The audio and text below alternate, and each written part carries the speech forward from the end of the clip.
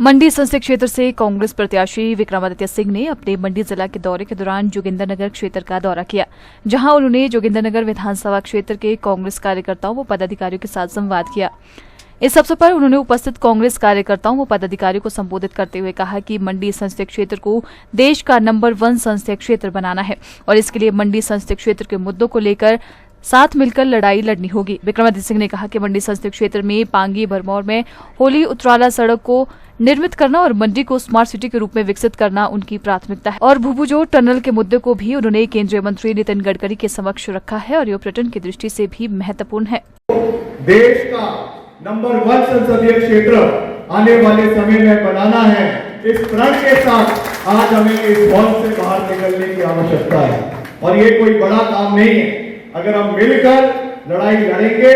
मिलकर यहाँ के मुद्दों के ऊपर चर्चा करेंगे, बात करेंगे, चाहे वो हमारा जनजातीय क्षेत्र पांगी भरमौर से होली उतराला सड़क की बात है, चाहे आपके जोगिंदरनगर के बरोट इलाके से भूभुजोड़ टनल जो हमने कुल्लू के लिए जोड़नी है। और ऐसा नहीं है कि ये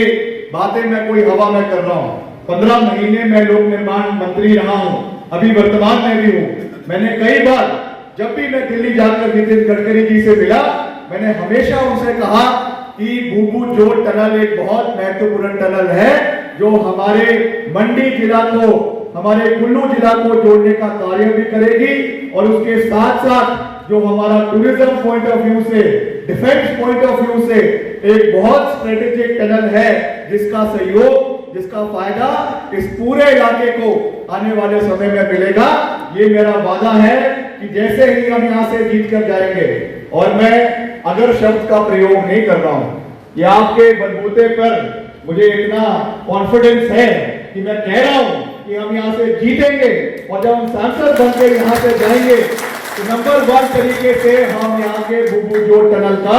मुद्दा भी उठाएंगे। ये मेरी दूसरी प्राथमिकता है कि मंडी शहर को हम स्मार्ट सिटी के अंदर लेकर आएंगे और वहां पर करोड़ों रुपए के सौगात आने वाले समय में उसके विस्तारीकरण के लिए, उसके सौंदर्यकरण के लिए, उसके अपग्रेडेशन के लिए करवाया जाएगा। और मिलकर यहाँ पे जितना भी हमारा नेतृत्व है, हम सब मिलकर एक परिवार की तरह आगे बढ़ेंगे। ये चुनाव लोकसभा के हैं, ये बहुत बड़े चुनाव है, इसलिए आपसी